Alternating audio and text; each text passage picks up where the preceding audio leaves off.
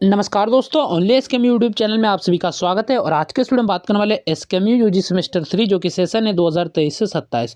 तो आज के इस वीडियो में हम लोग कवर करने वाले जो कि आपका एसी पेपर है इंग्लिश। तो इसके पहले हम लोगों ने एक वीडियो डाला था यूनिट 1 का पार्ट 1, यानी कि जो टॉप 100 एमसीक्यू थे यूनिट 1 के, तो पार्ट 1 का वीडियो डाल दिया। उसमें ज़्यादा क्वेश्चन हो गए थे, यानी कि टोटल 50 क्वेश्चन तक हो गया था, इसलिए मैंने उस वीडियो को वहीं पर छोड़ दिया था। और ये जो पार्ट 2 रहने वाला, यानी कि यूनिट 1 के ही क्वेश्चन है, तो जिसमें कि हम लोग 51 से लेके 100 तक क्वेश्चन को देखेंगे, यानी कि सभी ऑब्जेक्टिव क्वेश्चंस रहने वाले।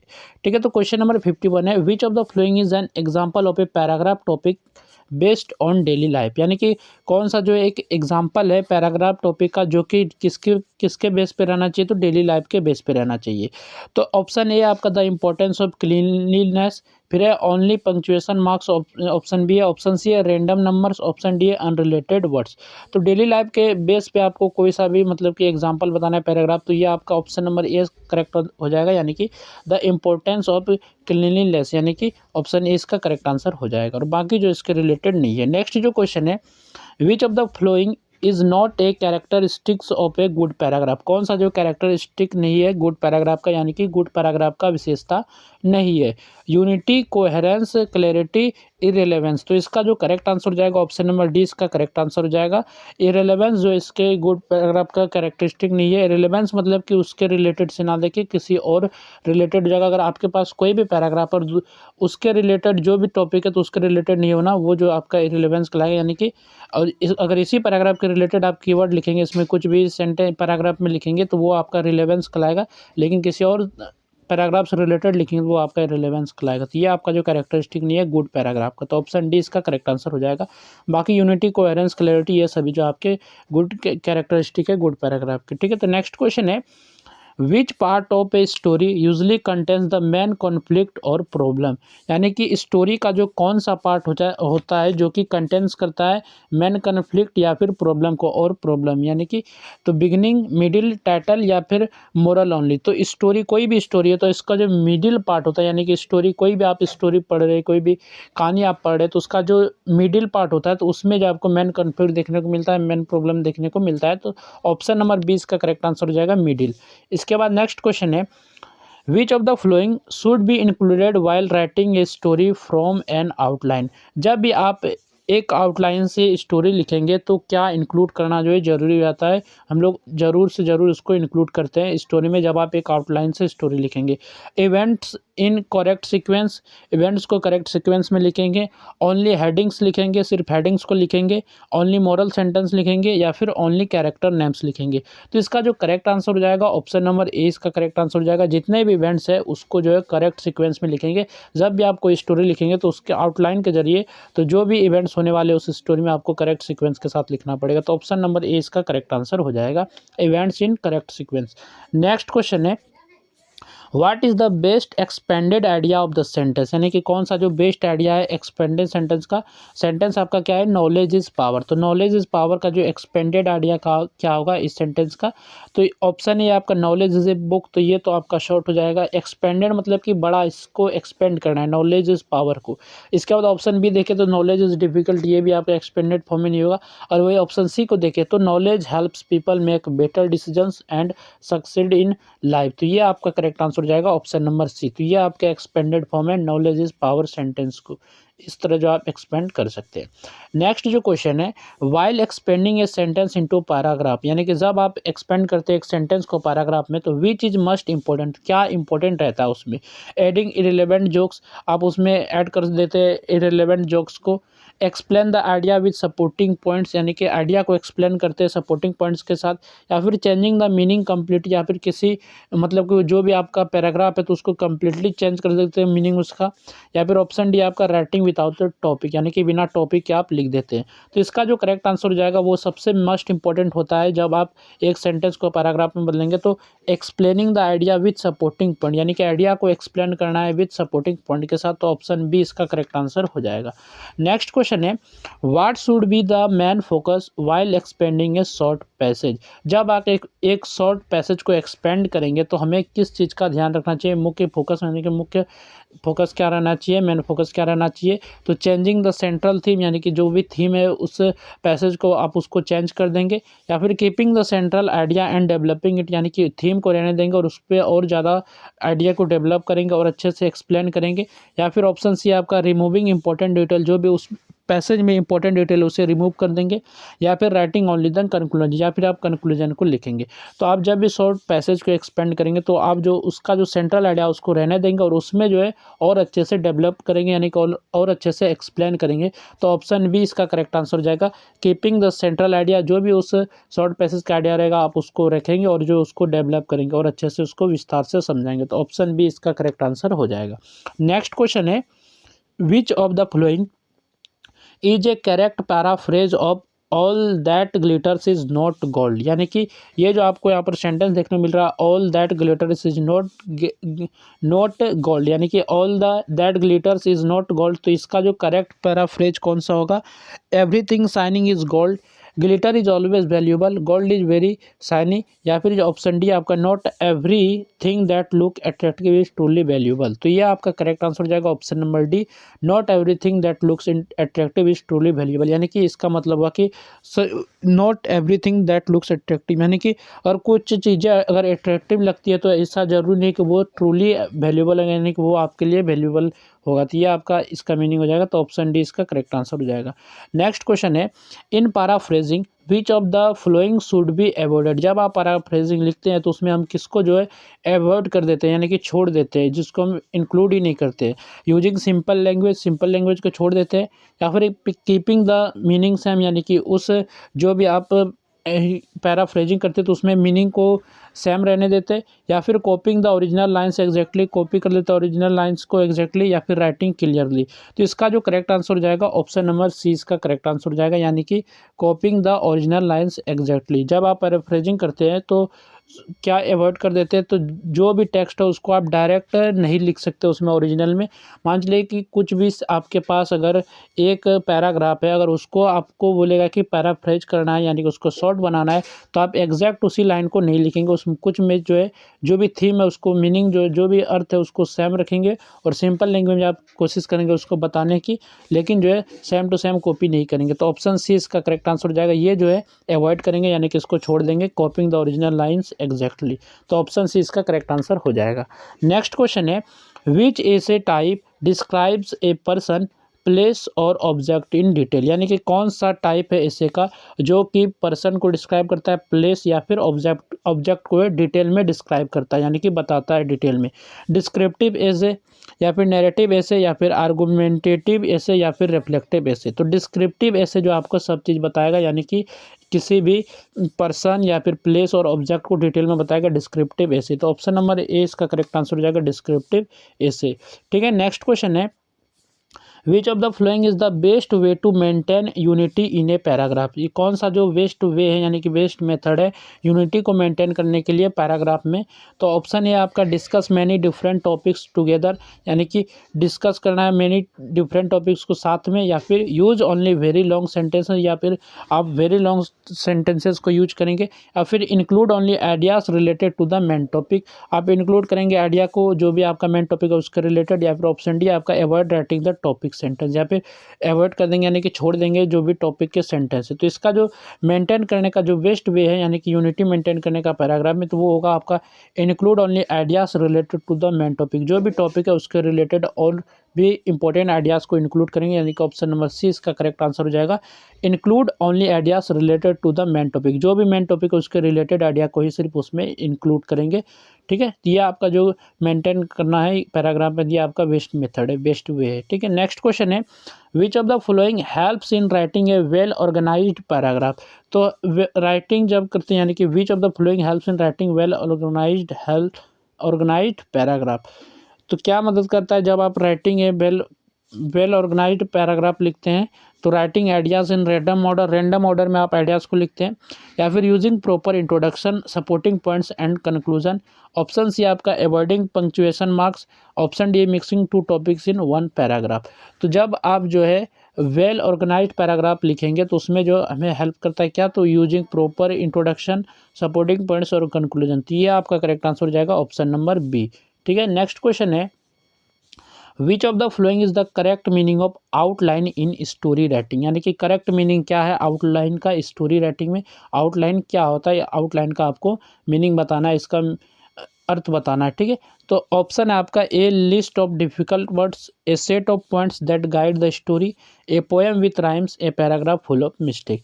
तो जो आपका आउटलाइन होता है यानी कि स्टोरी राइटिंग में आउटलाइन जो होता है ये होता है सेट ऑफ पॉइंट होता है, यानी कि पॉइंटों का समुच्चय होता है, और दैट गाइड द स्टोरी, जो कि गाइड करता है स्टोरी के, यानी कि सेट ऑफ पॉइंट मतलब क्या हो कि संग्रह हुआ। ठीक है, पॉइंट्स का संग्रह, जो भी मुख्य बिंदु है तो उसका जो है संग्रह होगा, यानी कि समूह होगा जो स्टोरी को गाइड करता है। तो यह आपका ऑप्शन बी इसका करेक्ट आंसर हो जाएगा, यही आउटलाइन होता है, a set of points that guide the story.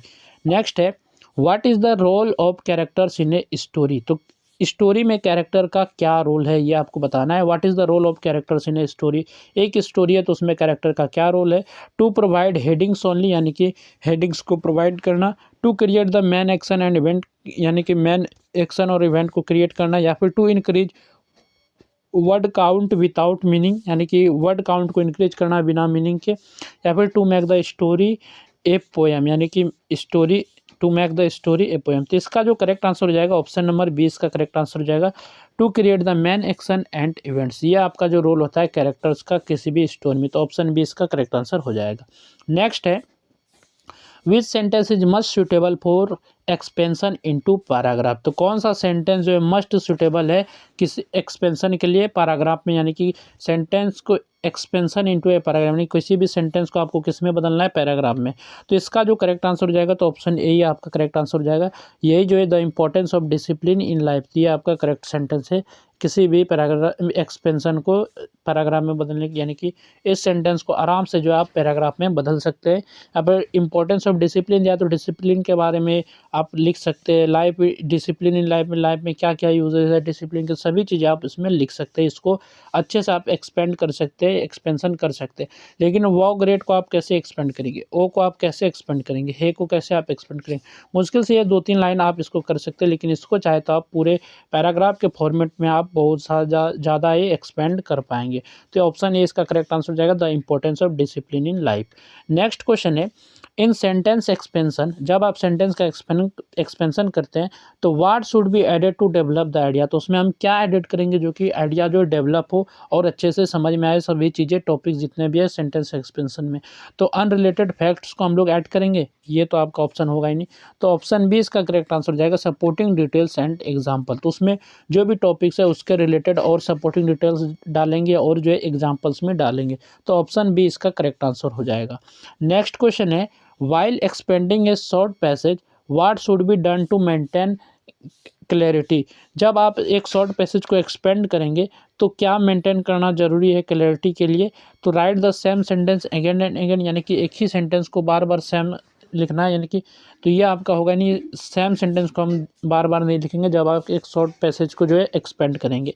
या फिर एड इरेलेवेंट इन्फॉर्मेशन, यानी कि उसके बाहर से टॉपिक से आप उनमें इन्फॉर्मेशन डालेंगे तो ये भी आपका नहीं होगा। Organize ideas in logical order, जो भी उसके आइडिया उस टॉपिक को तो उसको जो आप लॉजिकल ऑर्डर में ऐड करेंगे तो ये आपका हो जाएगा। तो यानी कि ऑप्शन नंबर सी इसका करेक्ट आंसर हो जाएगा।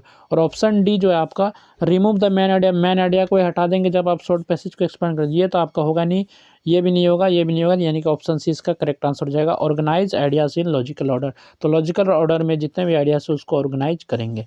नेक्स्ट क्वेश्चन है which of the following is the correct paraphrase of where there is a will there is a way. तो इसका जो यहाँ पर थोड़ा सा जो है रोकना पड़ेगा, यहाँ पर थोड़ा सा जो फ़ोन मेरा जो है कट हो गया था स्क्रीन। तो यहाँ पर जो नेक्स्ट क्वेश्चन है which of the following is the correct paraphrase of where there is a will there is a way. तो इस जो ये सेंटेंस है इसका करेक्ट पैराफ्रेज क्या होगा। तो ऑप्शन है ए है आपका will is a type of root, a strong desire can help achieve success, यही आपका हो जाएगा, यानी कि ये करेक्ट पैराफ्रेज हो जाएगा। तो option number B a strong desire can help achieve success. ठीक है, नेक्स्ट क्वेश्चन है पैराफ्रेजिंग ए स्टांजा मीन्स, यानी कि किसी स्टांजा का पैराफ्रेज आप करते हैं तो उसका क्या मतलब होता है, क्या अर्थ होता है, क्या मीनिंग होता है।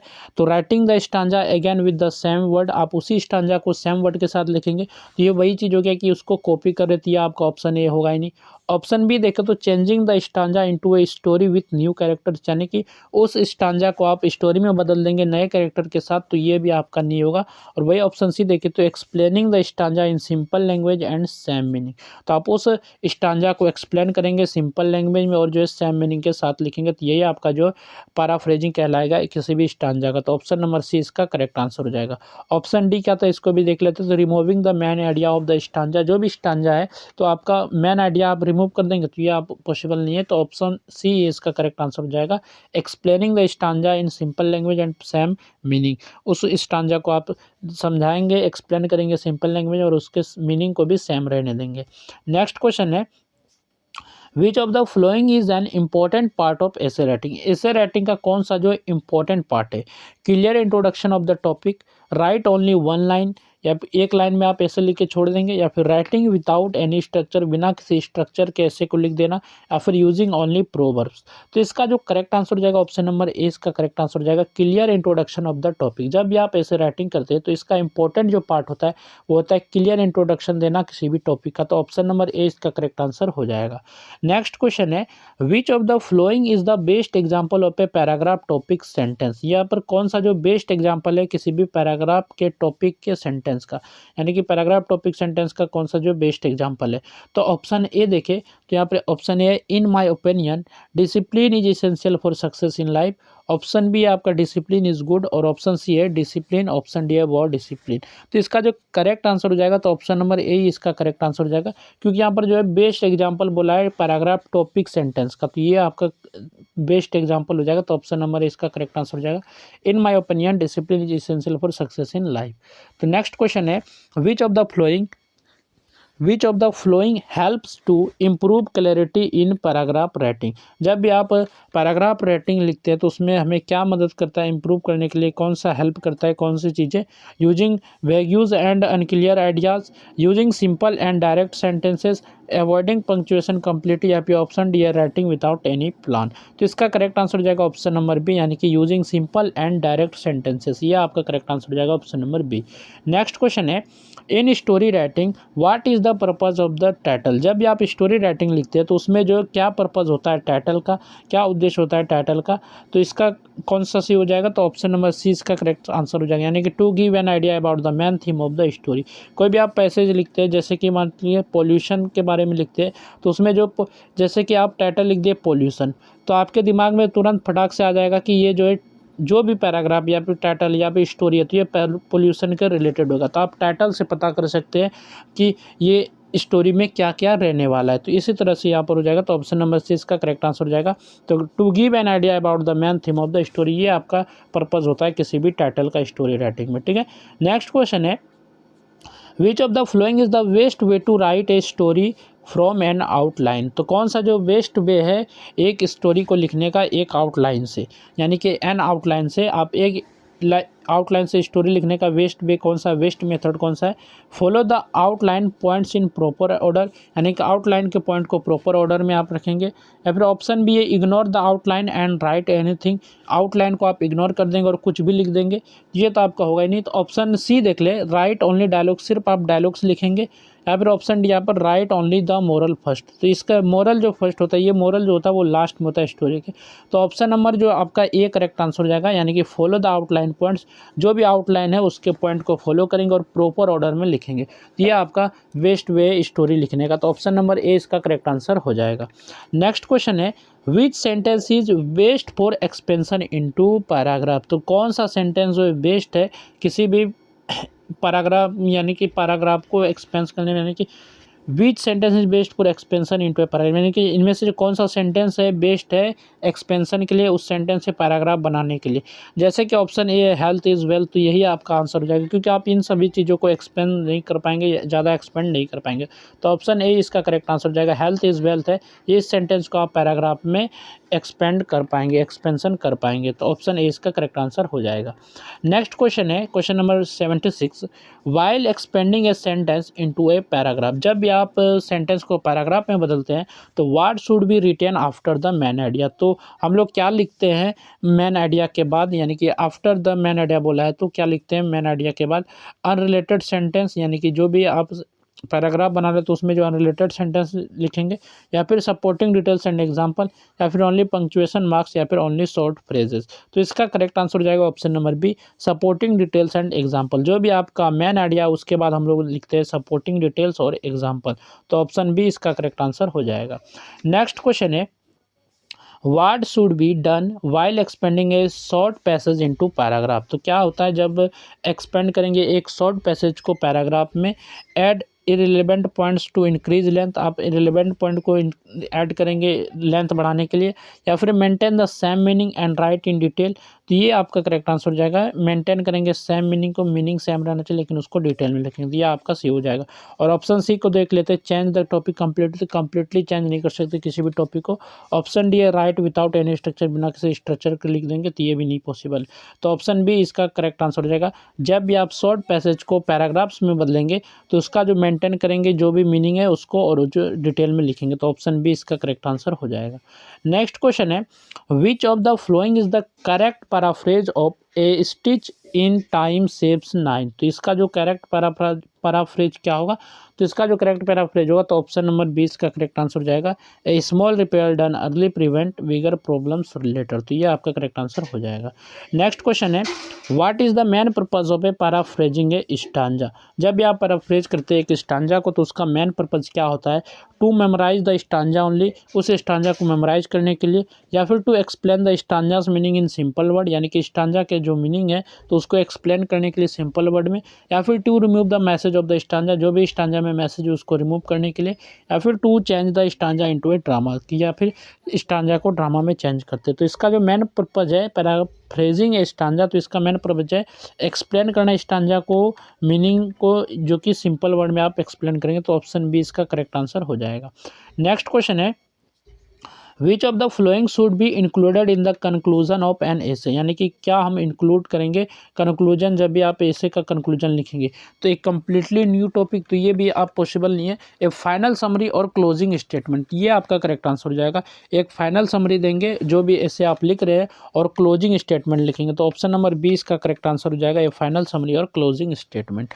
नेक्स्ट क्वेश्चन है which of the following is the best way to develop a paragraph, यानी कि कौन सा बेस्ट वे है, बेस्ट मेथड है किसी भी पैराग्राफ को डेवलप करने के लिए, तो add supporting detail related to the main idea, यानी कि मैन आइडिया के रिलेटेड आप और भी सपोर्टिंग डिटेल्स लिखेंगे, add unrelated jokes and stories, change the topic in every sentence, use only one word sentence, तो इसका करेक्ट आंसर हो जाएगा add supporting details related to the main idea, तो ऑप्शन ए इसका करेक्ट आंसर हो जाएगा। Next question है what is the main purpose of A topic sentence in a paragraph, तो पैराग्राफ में टॉपिक सेंटेंस का क्या पर्पज है, तो टू एंड द पैराग्राफ को ख़त्म करने के लिए, to introduce the main idea of the paragraph, introduce करने के लिए जो भी मैन आइडिया है पैराग्राफ का, या फिर टू लिस्ट ऑल एग्जाम्पल, सभी एग्जाम्पल का लिस्ट करने के लिए, या फिर टू कन्फ्यूज़ द रीडर, या फिर जो भी वो पैराग्राफ पढ़ रहा है तो उसको कन्फ्यूज करने के लिए रीडर को। तो इसका जो सही उत्तर हो जाएगा ऑप्शन नंबर 20 का करेक्ट आंसर हो जाएगा introduce the main idea of the paragraph, जो भी मैन आइडिया है पैराग्राफ का उसको इंट्रोड्यूस करने के लिए जो है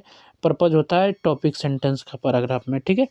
नेक्स्ट क्वेश्चन है in story writing what does conflict mean, जब भी आप स्टोरी राइटिंग करते हैं तो उसमें कन्फ्लिक्ट का क्या मतलब होता है, क्या मीनिंग होता है, तो द लिस्ट ऑफ कैरेक्टर्स का लिस्ट होता है, द बैकग्राउंड सेटिंग होता है, या फिर द प्रॉब्लम्स और struggle in the story, problem या स्ट्रगल होता है स्टोरी का, वो कन्फ्लिक्ट बताता है, या फिर द मोरल सेंटेंस ओनली, या फिर जो मोरल सेंटेंस है वो बताता है। तो इसका जो मीनिंग होता है वो होता है कन्फ्लिक्ट का द प्रॉब्लम और स्ट्रगल इन द स्टोरी, जो भी स्टोरी में प्रॉब्लम है स्ट्रगल है तो उसको बताता है कन्फ्लिक्ट, तो ऑप्शन नंबर सी इसका करेक्ट आंसर हो जाएगा।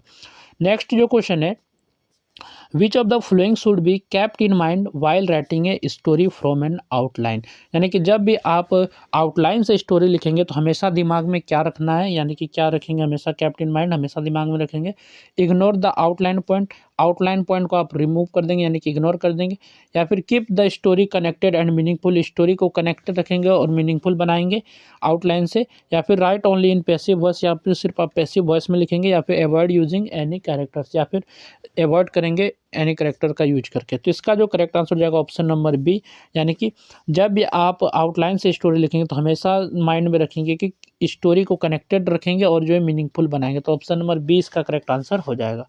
नेक्स्ट जो क्वेश्चन है, what is the correct meaning of expansion of a sentence. जब भी आप एक्सपेंशन ऑफ ए सेंटेंस का करेक्ट मीनिंग क्या है, मेकिंग ए सेंटेंस शॉर्टर यानी कि सेंटेंस को शॉर्टर बनाना, या फिर changing a sentence into A proverb यानी कि सेंटेंस को प्रोवर्ब बनाना, या फिर ऑप्शन सी है writing the sentence in capital letter, sentence को कैपिटल लेटर में लिखना, या फिर developing the sentence into a full paragraph with details. तो करेक्ट जो मीनिंग होगा एक्सपेंशन ऑफ सेंटेंस का, यानी कि सेंटेंस को फैलाना, एक्सपेंड करना, तो इसका मीनिंग होगा ऑप्शन नंबर डी, यानी कि डेवलपिंग द सेंटेंस, उस सेंटेंस को डेवलप करेंगे फुल पैराग्राफ में विथ डिटेल्स, डिटेल्स के साथ। तो ऑप्शन डी इसका करेक्ट आंसर हो जाएगा।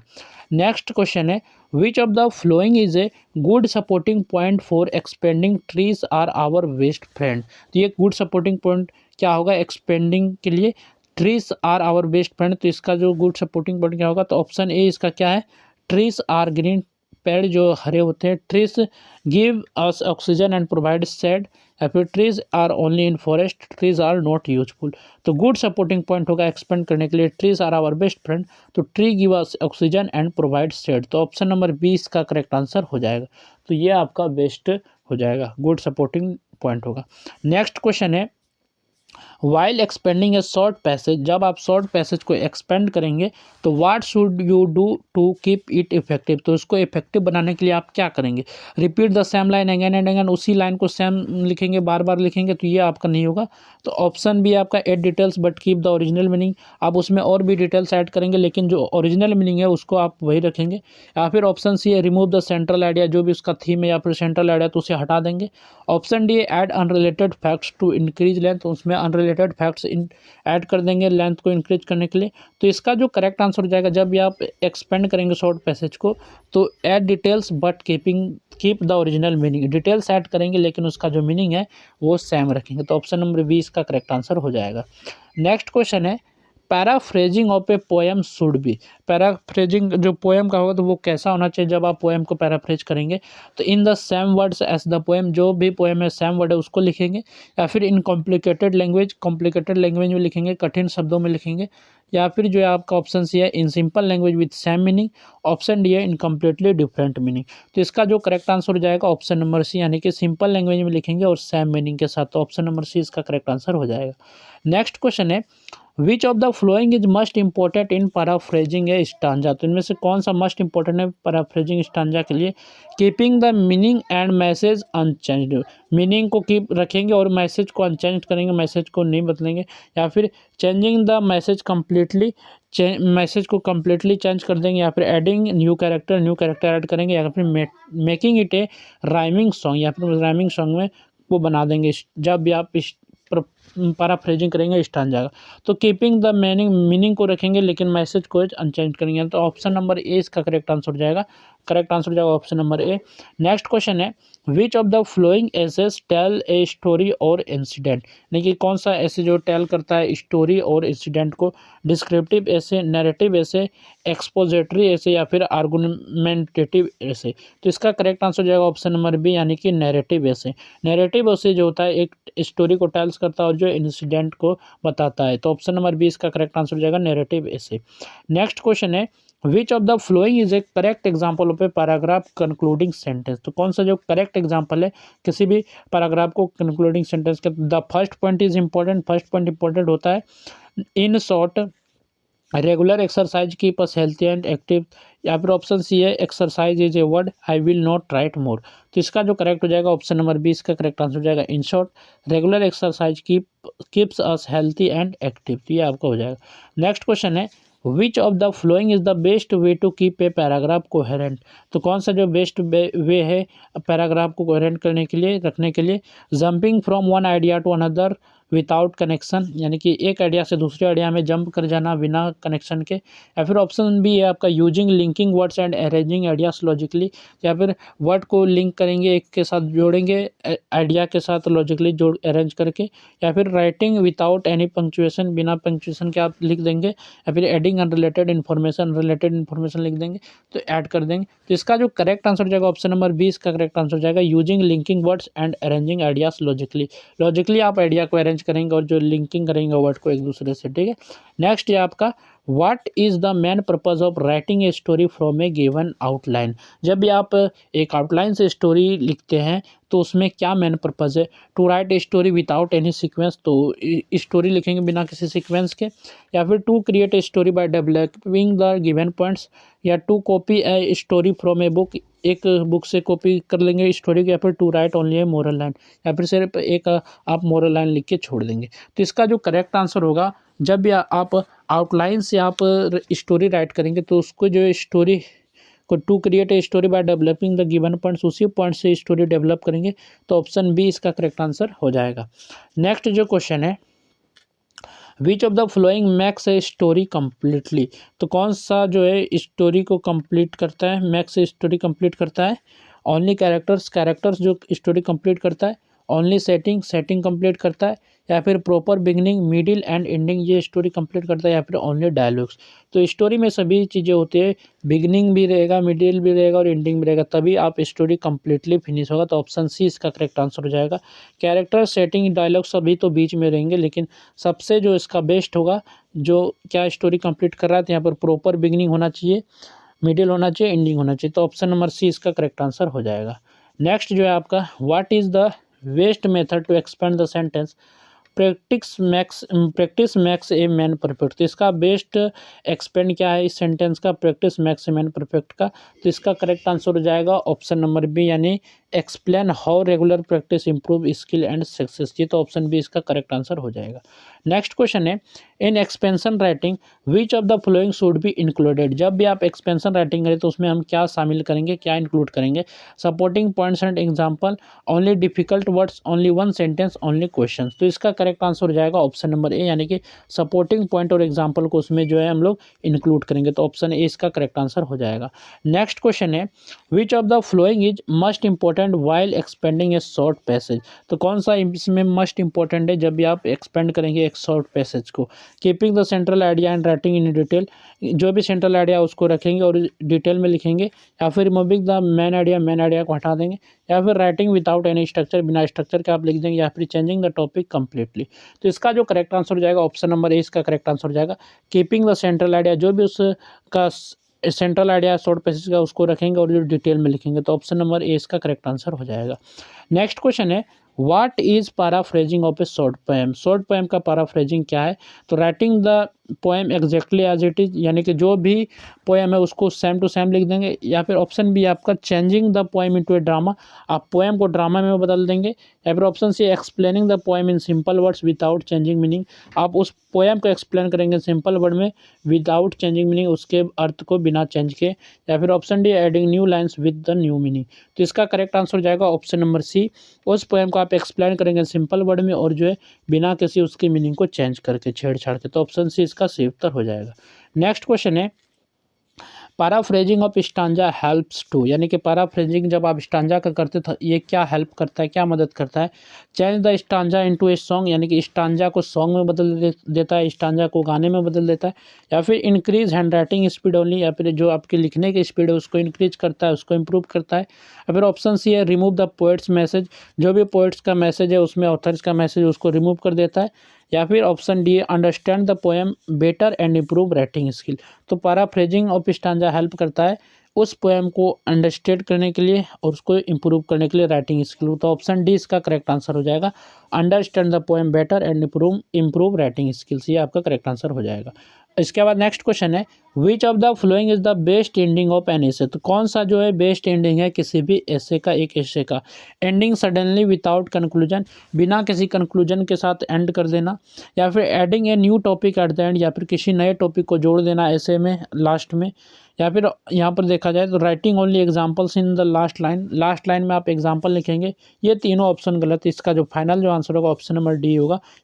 Summarising the main points and giving a final message, जो कि आपने जैसे कि ऐसे आपने लिखा, ठीक है, मैं यहाँ पर भी लिखा नहीं रहा है, ठीक है, इसको मैं सही से लिखने की कोशिश करता हूँ। जैसे कि मान चलिए आपने किसी भी टॉपिक पे ऐसे लिखा, तो जो भी आपने ऊपर यहाँ पर ऐसे में लिखा तो उसको लास्ट में समराइज करेंगे पॉइंट में, और उसके बाद एक फाइनल मैसेज के साथ ऐसे को ख़त्म करेंगे। तो ये आपका बेस्ट एंडिंग है, तो ऑप्शन नंबर डी इसका करेक्ट आंसर हो जाएगा। तो यहाँ तक हम लोगों ने जो है यूनिट 1 को कंप्लीट कर लिया है। तो इसके पहले मैंने पार्ट 1 का वीडियो डाला है, तो यूनिट 1 का यहाँ से टॉप 100 MCQ जो कि एग्जाम के लिए काफ़ी इंपॉर्टेंट होने वाले, जो कि कंप्लीट हो गया है। तो पार्ट 1 का वीडियो जिसने नहीं देखा है तो जाके देख सकते हैं। इसके बाद नेक्स्ट वीडियो में हम लोग बात करेंगे यूनिट 2 से, ठीक है। तो इस वीडियो में बस इतना है। तो आप लोग हमारे चैनल पर नए हैं तो चैनल को भी सब्सक्राइब कर दें, और जो वीडियो पसंद आया हो तो वीडियो को लाइक करें, और जो कमेंट भी ज़रूर कीजिएगा। तो चलिए मिलते हैं नेक्स्ट वीडियो में। इस वीडियो में बस इतना है।